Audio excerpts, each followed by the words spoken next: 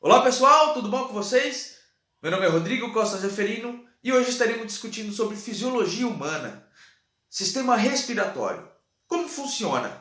Quais as células que o compõem? Como que ocorrem as trocas gasosas? Quais as células que os transportam? E como que o organismo sabe que ele tem que colocar lá no cérebro o oxigênio e não lá no seu dedão? Como? Então logo após a vinheta a gente vai discutir isso. Roda a vinheta!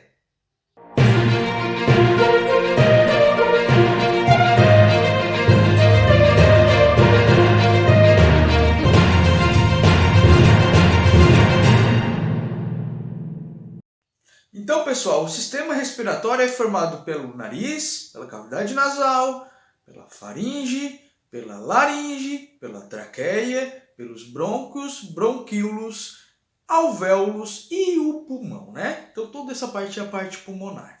Então, pessoal, é correto colocar a boca junto também no sistema, parte do sistema respiratório? Não é correto, tá? Porque o ar teria que ser corretamente inspirado pelo nariz e soltado pela boca, né? Porém, quando você muda esse fator de respirar pela boca e soltar pela boca, você tem problemas relacionados a esse uso. Não que ele não seja usado, né? Você possa respirar pela boca, só que você não leva adequadamente o ar de maneira correta. Então, o certo seria pelo nariz mesmo. Então, a função do sistema respiratório, primeiro de tudo, é fornecer um mínimo de resistência, facilitar com que o oxigênio entre de maneira fácil, não ter nem algo obstruindo. Aquecer o ar que você está respirando e umedecer esse ar que você está respirando. E na parte mais profunda, alvéolos e bronquíolos, você tem então a parte importante que é realizar essas trocas gasosas. Então, o sistema respiratório tem funções importantes e que são imprescindíveis para a vida humana. Então, o processo de respiração ocorre quando você faz a inspiração e quando realiza a expiração. Percebam que você tem movimentos importantes de toda a sua parte da torácica e abdominal. Então, o que ocorre nessa figura? Quando você inala, né, quando você tem uma inalação, né, você tem o aumento e a expansão da caixa torácica, tá? Fazendo com que o tamanho do pulmão acabe sendo maior para coletar mais gases. Diferentemente da exalação, da expiração, né? Você daí tem a compressão de toda a caixa torácica e também a compressão do músculo do diafragma, para facilitar toda a saída do gás carbônico e das impurezas que estão nessas regiões. O diafragma, se você for perceber nessa figurinha da inalação, perceba que ele puxa o pulmão. Ele aumenta ainda mais então o espaço pulmonar para conter mais gás e trocas gasosas. Portanto, pessoal, toda essa parte muscular que envolve a parte torácica, principalmente músculos intercostais, realizam um processo de expansão desse tórax. Músculos, por exemplo, como o esternocleidomastoideo, que vocês estão vendo aqui em cima, ele é extremamente importante porque essa musculatura é importante para fazer esse processo de aumento da caixa torácica, expansão da caixa torácica, como também músculos abdominais. Portanto, o sistema respiratório também tem um auxiliar importante que é o sistema musculatório, o músculo, tá? Então esses músculos eles fazem importância na inspiração e também na expiração. É importante ressaltar que no alvéolo, onde ocorre as trocas gasosas, ou seja, a troca de oxigênio por gás carbônico, CO2, ocorre em regiões específicas. E essas regiões são importantíssimas para realizar essa troca gasosa. Então ela é completamente irrigada de artérias e veias, que fazem então essa função de trafegar essas moléculas por parte do alvéolo, que é onde ocorre basicamente as trocas gasosas. Essa troca de gás carbônico por oxigênio e oxigênio por gás carbônico, né? O nome dela é hematose. Então, a hematose é o processo que faz com que você tenha essa troca. É o nome dado a essa troca. Aonde você tem um aumento de gás carbônico fora do alvéolo, o aumento de oxigênio dentro do alvéolo, e essa diferença de pressão é o que faz a troca, a entrada, a troca de gás carbônico por oxigênio. E isso se dá o nome de hematose. É importante ressaltar que aonde ocorre a hematose, ou seja, no alvéolo pulmonar, ele é extremamente importante e anatomicamente distinto. Por quê? Porque nele existem células com funções importantes. Então, nessa imagem aqui que vocês estão vendo, nós temos as células do tipo 1 e as células do tipo 2. Bom, as células do tipo 1, se vocês forem ver, e ela é importante porque é ela que pavimenta a região do alvéolo, ou seja, uma célula pavimentosa, né? Ela é importante porque é ela que também é nela que realiza os processos de trocas, né? Então elas são importantes porque formam essa parte do alvéolo. E nós temos as células do tipo 2, que são células que liberam uma substância que se chama de substâncias surfactantes.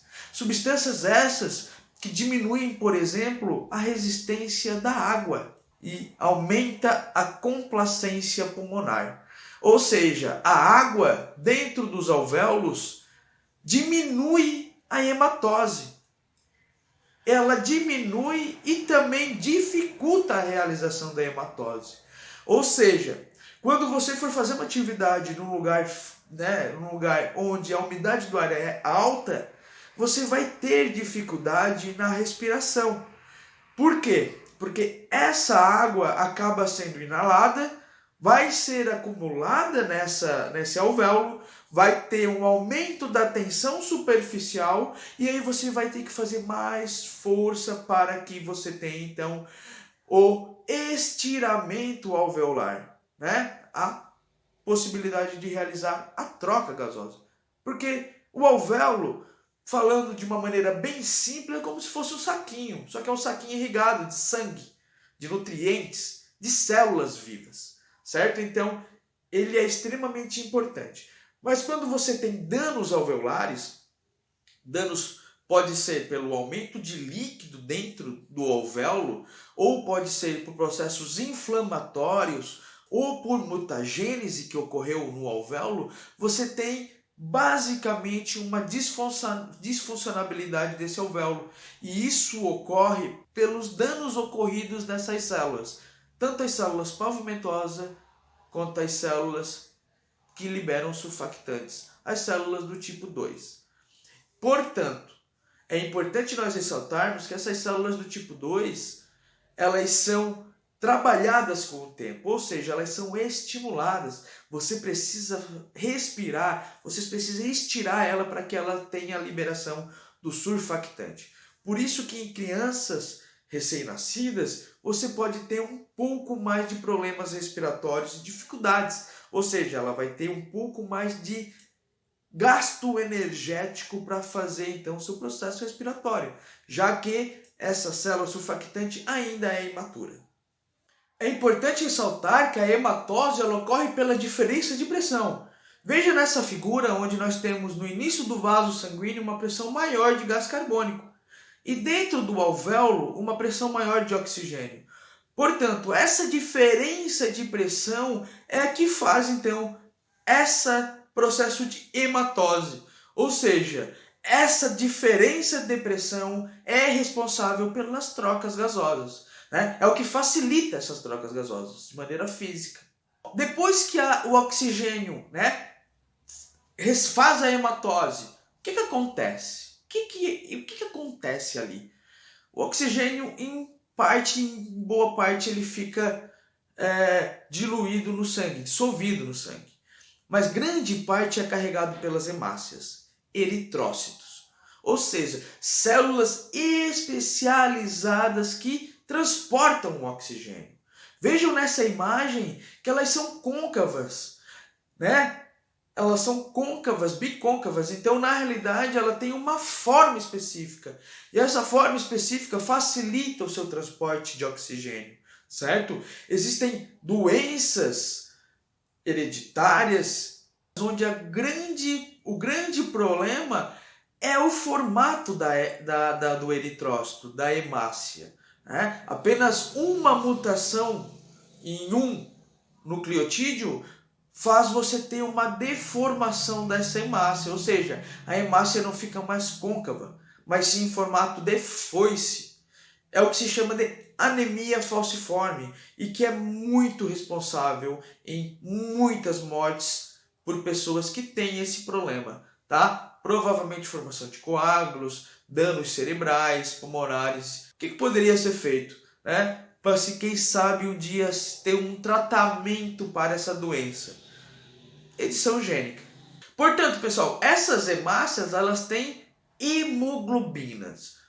Hemoglobinas, né? Eritrócitos, hemácias e hemoglobina. O que é hemoglobina? A hemoglobina é uma proteína importante, que tem um grupo que se chama grupo M, que tem como íon importante o ferro. Ou seja, olha só, se você é anêmico, você tem dificuldades de fazer com que o seu corpo seja oxigenado de maneira correta. Ou seja, você fica cansado quando você faz uma atividade física, um dos motivos pode ser esse. Então sempre é bom averiguar o nível de ferro que você tem no seu corpo. Perfeito? Então, esse formato é o formato da hemácia, ou melhor, da hemoglobina, que é a proteína que é responsável em realizar então esse transporte gasoso. Essa proteína é uma proteína quaternária, ou seja, ela tem 4 cadeias polipeptídicas e essas cadeias, cada uma tem uma chance de levar um oxigênio, né? Ou seja, uma hemácia pode levar 4 oxigênios. Só que na altura do mar, na altitude do mar, o que acontece? Nós não temos uma pressão muito grande de oxigênio. Então, o que normalmente acontece é que nós podemos estar com uma insaturação, ou seja, uma ou duas ligações em cada hemácia, o que é muito raro, normalmente é uma. Mas se você suplementar com oxigênio puro, né? Suplementar com oxigênio puro e saturar todas as suas hemácias, a sua hemácia ela pode carregar 4 oxigênios. Muito legal isso, né? É importante, pessoal, nós lembrarmos que a hemácia ela é uma célula que está intimamente ligada ao seu meio. Ou seja, ela sofre interferência do seu meio. Então imaginamos bem, como que você sabe que a sua hemácia tem que liberar o oxigênio num determinado local? Não é aleatório. Não é aleatório. Nada no nosso corpo é aleatório. Nada. Então, imaginem comigo. Nós estamos agora aqui. Eu estou aqui trabalhando, fazendo vídeo com vocês e você está me assistindo. Você está utilizando o cérebro. Quem está agora fazendo uma atividade é o seu cérebro. Certo? Se você sair correndo na rua, quem está fazendo atividade em maior propensão e que precisa mais de oxigênio são suas pernas. Ou se você vai fazer ciclismo, são suas pernas. Perfeito? Como é que ele sabe essa diferença? É simples. Quando você está estudando, agora, nesse exato momento, você está olhando para mim e está tentando entender essa disciplina, o seu cérebro está usando energia. Essa energia libera calor. Então, um fato importante para que as hemácias liberem o seu oxigênio naquele local é o aumento da temperatura. Então, a hemácia ela vai liberar o oxigênio naquele local pelo aumento da temperatura. Não é só por isso. Aumento de ácido lático, que a gente sabe que é quando você tem, então, a utilização energética, você tem também, quem sabe, a formação de ácido lático ou liberação de prótons no meio, H+, né? E aí você altera também a conformação dessa célula, da hemácia, fazendo com que ela aumente a susceptibilidade de liberar o oxigênio. E também existe a concentração de gás carbônico, dióxido de carbono, CO2. Se a hemácia percebe que naquele local existe maior pressão de dióxido de carbono, ela vai sofrer alteração. Lembrem que eu coloquei se ela perceber, mas ela não percebe, ela sente. Isso é química, isso é física, ela está sentindo o ambiente em si. E esse ambiente faz com que ela modifique sua forma e libere o oxigênio, desgrude o oxigênio para ele ser utilizado para a produção energética. Então, pessoal, como eu falei anteriormente, se você for correr, se você for fazer atividade ou se você for pensar, como nós estamos fazendo agora, o seu organismo, o seu corpo tem que sentir algumas coisas antes para se preparar. Então, existem fatores importantes na estimulação da ventilação, como, por exemplo, a ação de mecanorreceptores das articulações. Isso vai fazer com que as articulações, esses mecanorreceptores são acionados, né? Eles são sensibilizados, e isso reflete o quê? Que você está fazendo alguma atividade. Né? Outra coisa, aumento da temperatura corporal. Né? Isso vai fazer com que você também aumente a sua frequência respiratória para fazer as trocas gasosas, a hematose. Neurônios aferentes respiratórios, ou seja, neurônios que vão estar estimulando seu processo respiratório, estimulando musculatura, como por exemplo o diafragma. Aumento da concentração de adrenalina, isso também aumenta o seu processo de frequência respiratória e também cardíaca, tá? E aumento da secreção plasmática de potássio. Então esses fatores levam você a ter um aumento da sua frequência respiratória. E isso é fisiológico, né? Então pensem, se você for sair daqui para correr, você vai ter aumento da temperatura, você vai ter ação desses mecanorreceptores, porque você vai ter a ativação deles, você vai ter neurônios que vão estar sendo ativados porque tem falta de oxigênio nesse local, você está dependendo de oxigênio, aumento da concentração de adrenalina e de potássio também. Então, pessoal, essa ativação neuronal se dá basicamente através de centros respiratórios do bulbo, como vocês podem ver aqui em cima. Então, esses centros respiratórios ativam musculaturas e ativam também o processo automático da respiração, ou seja, é uma função vegetativa que você não coordena, certo? Ela automaticamente se coordena. É importante nós lembrarmos, pessoal, que nós temos um limite de expansão pulmonar. E esse limite de expansão pulmonar se dá-se por um reflexo de Ehring-Barren, onde na realidade o estiramento do parênquima pulmonar leva à ativação desses receptores, que vão inibir então o processo de estiramento, de respiração. E aí assim você tem um controle desse pulmão no fato de que ele não consiga se expandir além da sua caixa torácica ou além do que ele poderia se expandir. É importante ressaltarmos, pessoal, que a frequência respiratória ela muda basicamente por nós termos corpos carótidos, ou seja, são quimioceptores periféricos. Esses quimioceptores periféricos, que são corpos carótidos ou corpos aórticos, eles verificam a concentração de oxigênio e de CO2, a pressão principalmente do CO2. E quando você tem uma maior pressão do CO2 nessa localidade, né, que são estratégicos, por quê? Porque vai direto para o cérebro ou vai direto para o resto do corpo, o sangue oxigenado, né? você tem então o aumento do processo respiratório caso a pressão de CO2 seja maior do que a pressão de oxigênio. É muito importante esse processo de análise do seu sangue, vendo o quanto que você tem de oxigênio e gás carbônico. Isso já em milésimos de segundo você já sente a diferença quando você tem uma diminuição do seu oxigênio indo ao seu cérebro. Portanto, pessoal, nosso sistema respiratório ele tem função importante. E agora nós entendemos um pouco como isso ocorre. Quais as células são fundamentais para que isso ocorra?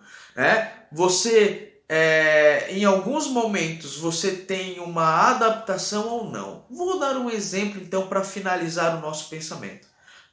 Então, atletas que vão jogar em alguma altitude, ou você vai passar o final de semana em algum lugar que tem mais altitude. O que acontece? Você sente falta de ar, oxigênio, perfeito?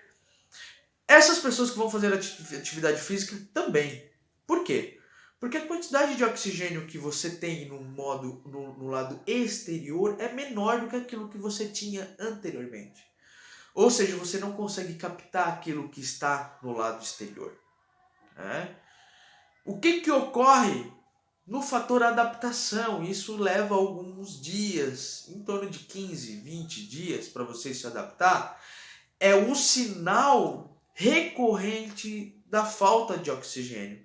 E essa falta de oxigênio leva a estímulos na medula óssea, produção de mais células que são responsáveis em fazer então o processo de transporte de oxigênio. E aí você tem uma adaptação, perfeito? Você já deve ter se perguntado então, esse questionamento e a gente responde aqui para você. Espero que vocês tenham gostado, tá? Vou estar novamente pedindo para vocês se inscrevam no canal, deixem seu like ou seu dislike, que isso serve para impulsionar o canal para que o YouTube passe para frente, tá? E todas as informações aqui, pessoal, são científicas. Aqui não tem pseudociência, certo? Agradeço a todos e até mais!